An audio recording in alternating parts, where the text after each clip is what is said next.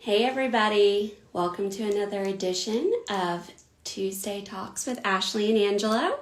I'm Ashley Hanna, licensed real estate agent in North and South Carolina, serving the metro Charlotte area. We have a lot of stuff to talk about today. I'm just going to wait a second for Angelo to hop on.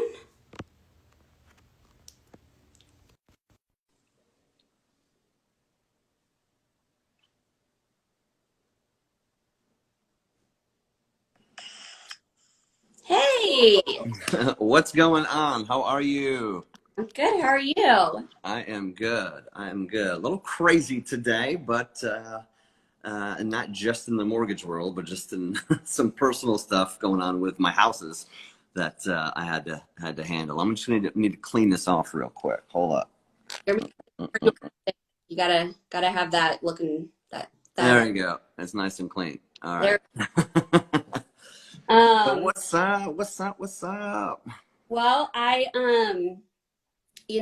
went through and I didn't do it with enough. I don't think I didn't have enough time on it, but I asked some questions to um, my followers about Yeah. what are looking for or what questions they have or do they know where to start when it comes to um, finding a real estate agent and or a mortgage broker, or do they understand where to go for that? Yeah.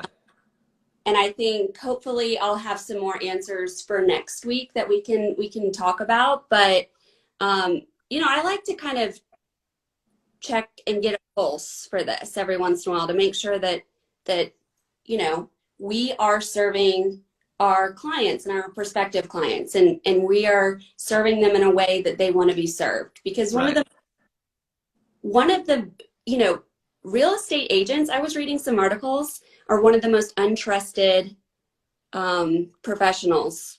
Really? Yes. Wow. And I just think that's sad, and I think it has a lot to do with like misinformation and the low barrier of entry. I think for real estate agents to be licensed. Right. And I know there's a lot of agents getting in the business, or people getting in the business now because, it was kind of like in 2003, 4, 5, 6, 7, everybody tried to get into real estate because that's where the money was, Yeah. and then it blew up and a lot, they say that 20% of the agents, do all the work, and 80% of the ones that, are just like the part-timers, so there's few and far between. Like yourself, you're one of those full-time go-getter. Every day you're in the weeds, you're in crawl spaces. That's what you do. That's your full-time gig. And a lot of people, that's not their full-time gig. So they probably don't care if they, I'm saying, if they're just looking for their next paycheck, whether it be they do one Z, two Z's every couple months or something like that, so working with a full-time agent is definitely what you want to do when it comes to that. And another thing that kept coming up was like, you know, there's a lot of mistrust around the vendors that agents recommend to their clients, because a lot of times people will ask me about mortgage brokers or inspectors or things like that. And this one article, which it was a blog, so misinformation, but it said that the mortgage, there has to be some kind of kickback that an agent is getting, whether in some form or fashion, and that is so not the case, and in fact it's illegal. Right. It's illegal. Yeah, it is. It's a violation of RESPA, which means the Real Estate Settlement and Procedures Act that came out in like 1978, I think it was, or maybe a little bit before that, 76, 78. You can't. It's prohibited. I can't give you anything of value. Yeah. I can't take you out to lunch. Right. We can go to lunch. Yeah. I can't just say. What I'm saying. It's not like that. So I mean, it's crazy. Yeah. So that is definitely not the case. I mean, I know that it would probably, like if I try to always put myself in like my client's position. And so when I recommend people, I always try to make it clear that like, listen, you're free to go use who you want to use, but like if you don't know where to go, here's people I've used in the past who I trust. And sometimes I don't even like I'll put people on there, and not that I've yet ever used them, but I've researched their reputation. I'm Sure. not that they're going to be able to do a great job, but if you don't know where to start, here's a starting place. Exactly. And it's, I mean, it's not up to you to like say, oh, you can't use anybody else. You have to use this person, this person, this person. It's, you know, when you give them options, it's great when you give people options because they can talk to a few different people. They can figure out who they rap with, you know, who their personalities jive with, you get along good. And because sometimes, you may be really good, but your personalities don't jive. Right. Or, and it's just, it's not going to make for a good, a transaction. So giving people options is the best way to do it and let them pick the option. And so it's not on you for just saying, well, Right. you'd use just this one person only. Yeah. Because I mean, I don't want anyone to ever think that I've steered them in a way that ended up not being great because mistakes happen. And I mean, I don't want mistakes to happen. Nobody does, but sure, but we're only human. Yeah. And and I try to tell my clients too is with problems, there's usually resolutions if you work together in resolving those problems. Because I've worked with agents that I wasn't their preferred lender, or they didn't choose their buyers didn't choose that, they just gave me problems throughout the process because they just didn't like it that they weren't using their person, and it's not about you. Terrible. It's not about me. It's about them. So terrible. Like I can't even imagine. Yeah. Oh yeah, it's happened. I've seen quite a bit in my 17 years of experience here. So I've seen a lot. From personal experiences with clients when they've used a lender that I'm not familiar with, never once am I going to change my normal operating procedures because of that. Right. That is it sometimes a little bit of a Struggle. We're not each other communicate. Yeah, we're not used to each other, but that's easy to figure out. Right. God, that's just so scary, Yeah, I know it is. Yeah, I've seen some crazy poop over the years. I really have. So what's going down in real estate? I know I think there was there 500 closings? Was it either last week or last month in Mecklenburg County or something like that? I heard it's hot. It's hot as every week that we talk about this. It stays hot. Well, and listen, and you may be able to kind of corroborate on this, but sales prices are increasing, right? They're going up because of the lack of demand. That is an economics principle, right? Interest rates are historically low. That is a fact, with the right credit score and such. Sure. It is my opinion, based on the numbers and the articles that I've read, that it's kind of a wash almost at this point. As far as like, if people are like, well, I just want to wait until either home prices like level out and there's not so much of a demand. Okay, well that's fine, but then you risk, right? Correct. You could risk that window of the rates being so low. And granted, I think, yeah, you're right. Rates are going to stay around this level probably for a good 2 or 3 years, we're going to be in this low rate environment. In the twos for the whole time, I don't know, maybe not. Low threes, yeah. The rates aren't going anywhere anytime soon because they have to keep these rates low to keep this economy going because of COVID. So I think everybody should, if they're in the market, if they're thinking about it, just look.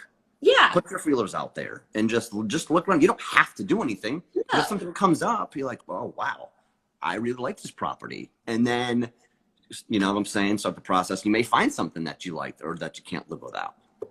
Well, and I think in my messaging, when I'm communicating with clients, I am moving away from now's a great time to buy because of this, because the rates are low, or because Correct. Right. I don't think that's true for everybody. No, for sure. And I do. Yeah. What time you're in, there's going to be different challenges or pros and cons to that particular market, right? Right. The pros now are the low rates. And if you find a home, you should go for it if you're qualified. That's my opinion. You should never wait on the market. You shouldn't, that is never a winning recipe. Right. It's like, it's kind of like, you hear a lot of people say, well, I'm waiting for the right time to have a baby. Well, it's never going to be the right time. Okay.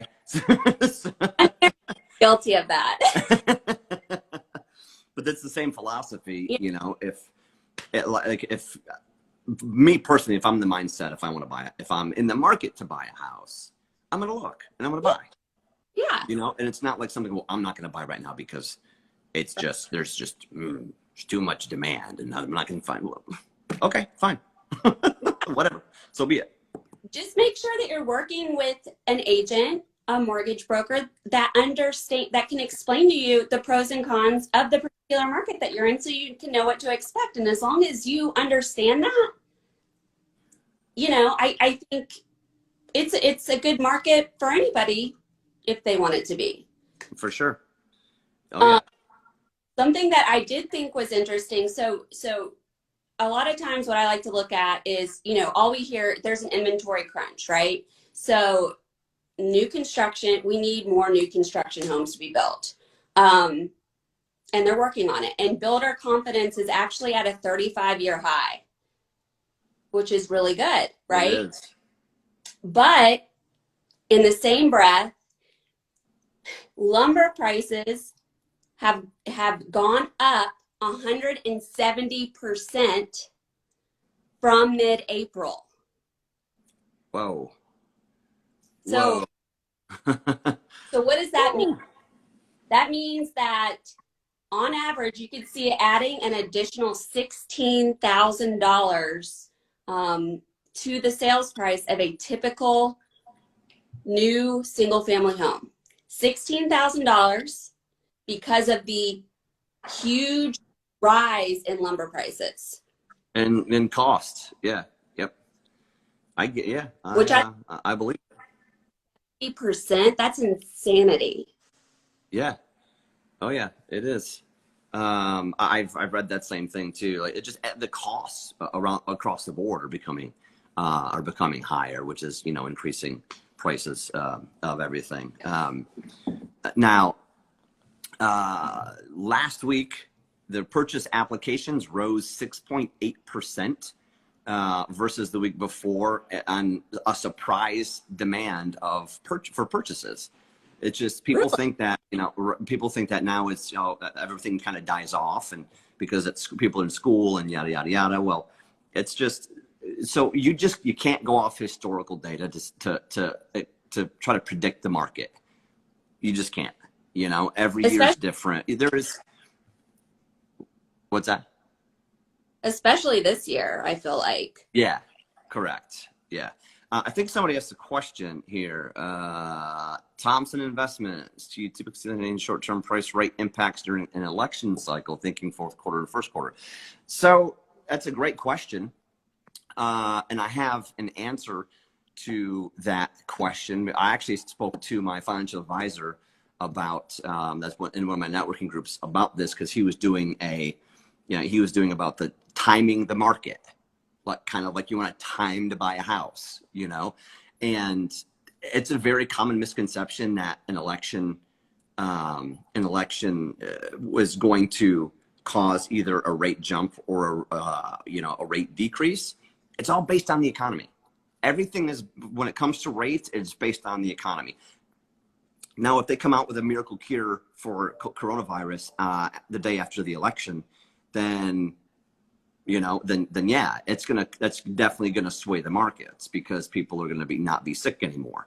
But we still don't know how long this thing's gonna play out, and so no, I guess to answer your question, no, I don't really see, and with, from as far as I can remember, it's really got nothing predicated on Democrats or conservatives, you know, liberal, whatever. You know, if you're right or left, you know, facing whatever side you go on, it doesn't have anything to do with that. It's all based on the market, the current market conditions, the unemployment, Yep. the consumer price index, you know, producer price index. It's all based on the market and what the market's doing. So that's what you follow. It doesn't necessarily follow an election year. So like, you know, because you've been doing this longer than me, and so you haven't seen like anything that happens in the real estate market, mortgage market in an election year doesn't change positive or negative based on whether a Republican or Democrat is elected. Is that true? That is true. That is true. Now, the one thing that it doesn't play into the rates or anything like that, but Democrats, they want to control a lot of the things and control the bank and more regulation and more regulation and more regulation, whereas Republicans don't want a ton of government control, and they try to loosen regulation. Now, Trump did a lot of stuff to loosen regulation in the mortgage market. So when it comes to, I guess, guidelines and I guess just qualification and things like that, more government control is bad because it just layers on layers and layers of, you know, just like you know, with the 3-day waiting rule before closing, and you know, all this stuff was, you know, done by the government because of, you know, because of financial crisis, and that's, I wish that would go away, because I wish it would go away. I mean, I'm in contact with somebody throughout the whole process, and they know what they're getting into for anywhere from 2 months to 8 months if I'm working with them for, you know, on a build or something like that, you know. And so if they should know what's going on. Back then they didn't. I guess you didn't know. Well, I mean, dogs were getting mortgages. Yeah, true. Right. So, Yeah. I mean, delicate balance, right? Correct. Yeah. And that was Wall Street that put a lot of those things in play to make it extremely easy for people to get mortgages. But that's been corrected. The lenders corrected themselves. Fannie Mae corrected themselves. I mean, so there was a correction after the housing crisis. There was the pendulum swung way in the regulation part of after the crisis, and then it has swung back since to kind of ease off when it comes to regulation. Do you want to know what the number one thing I hear from my clients about, like, some of the pain points of the process? Because, you know, I'm always asking what people are thinking, how they're feeling. And it is, they are frustrated with the amount of paperwork and redundancies they perceive as, you know, items that they perceive as redundancies, right, when getting approved for a home loan. Yeah. And I'm like, you know what? These things are government mandated. Right. You cannot get a loan.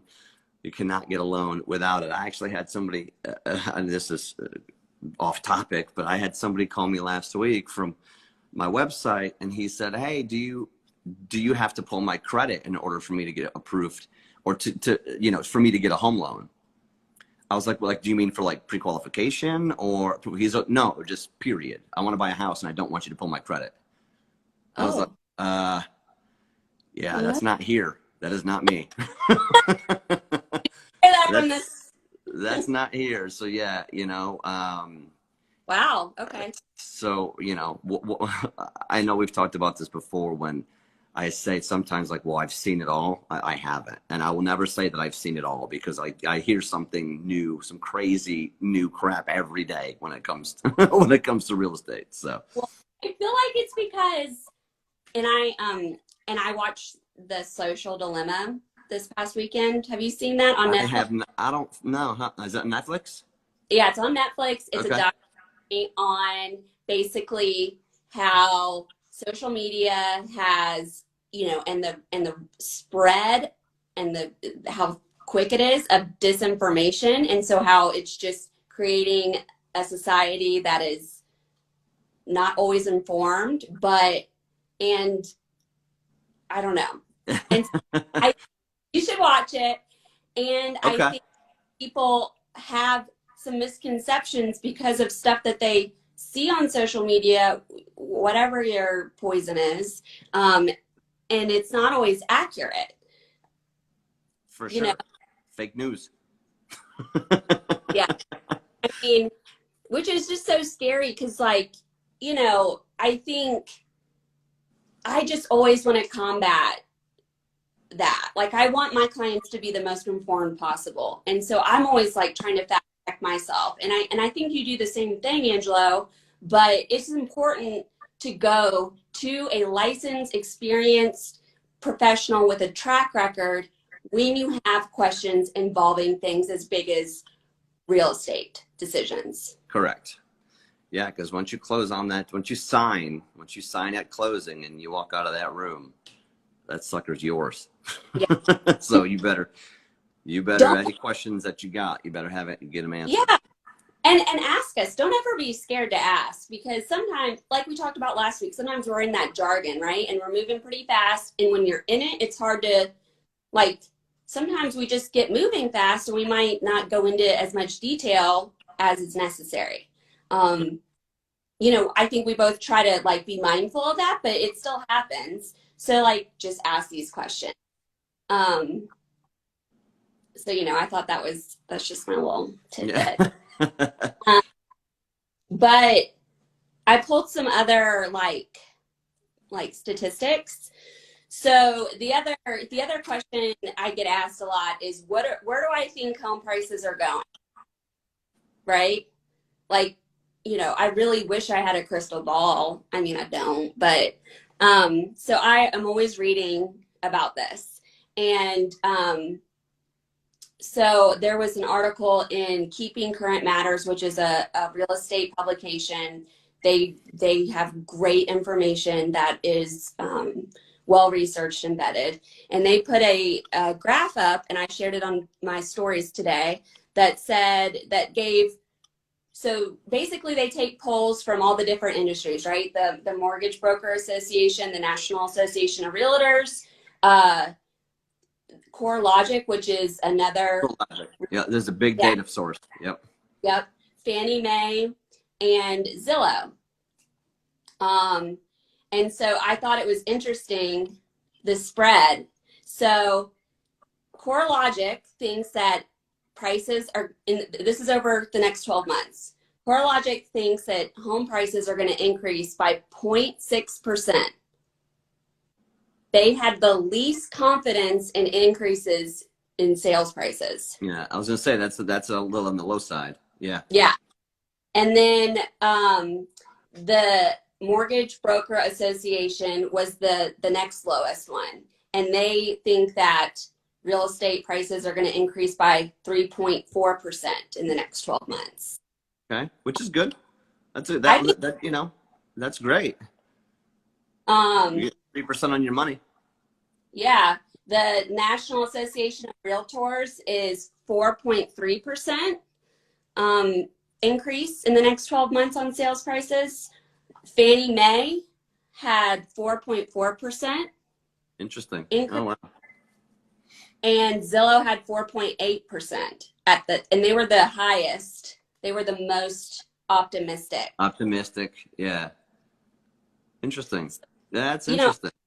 I think so too. I always tend to be a little bit more conservative whenever I'm like trying to forecast like increases in sales prices. So I feel like, I'm with the NAR at around 4% increase in the next 4 months. I think that's pretty much on point. Yeah. Your thoughts? Yeah. So you kind of hit you asked, and I'm not sure if you've heard this from a lot of doomsdayers. They're like, oh, it's going to be another housing crisis. Oh, there's a housing bubble. Oh, this, oh, that. Well, you just rattled off four very prominent companies that didn't have none of them had a decline in value. They all had an appreciation in value. Yeah. So that's four companies that have a lot of historical data to go off of that are saying that it's going to be home appreciation. It's not, and home prices are going to be going up, regardless if it's 0.6% or 4.4%. So, Right. but yeah, I do see, I see home prices continuing to rise because I don't see how we're going to get this much inventory to settle the demand. You know what I'm saying? Because the inventory is not there. We can't just magically come up with it. Builders just, Right. builders, you can't just go down the street and build a house on a lot. Like, where's land now? There's like no land in Charlotte that you can Yep. find that's not going to be through the roof to build a house on. So, Right. and more people are going to be moving to the outskirts. I see if they want to get, a sizable house and kind of stay within their price range, because closer to Charlotte, prices are ridiculous. Right. You know? Right. They're finding that they don't necessarily need to live in a Right. metro area. Right. Um, for good or bad, however you see it, one of the things that's come out of, this unique situation of the pandemic, COVID as we know it, is that remote working has become more accessible to more people, more companies. Right. Right. More You available, know, and they're allowing, remote yeah, workers. And so people are wanting to spend maybe a little bit more on their house, or they're wanting to do upgrades. I mean, I know that like the remodeling business is booming because oh yeah, people, they don't want to move. They want to just sit right, tight, and they want to just expand on their house so that's why people are staying in their houses, and they're doing things to their houses, and there's just not a ton of inventory, which is right. causing this appreciation. So And I yeah. think, people want a little bit, since their life has kind of had to come to a screeching halt earlier this year, and they were, mandatory stay-at-home orders were in place, people are like, okay, wow, so this house that's 1,000 square feet with my 3 kids and my wife who's also working from home isn't conducive to being a productive environment for me to like do anything besides losing my mind. Right. Right. Yeah, for sure. So, So yeah. like, So people of course, think, and then they. which Right. is, people favored over a dining room. I'm guilty of I've favored that for a long time. I mean, I don't think people use formal dining rooms like they did, 20, 30 years ago. Um, I'd rather have an office space. Yeah, a lot of people do. I'm trying to get my emojis. Your emojis.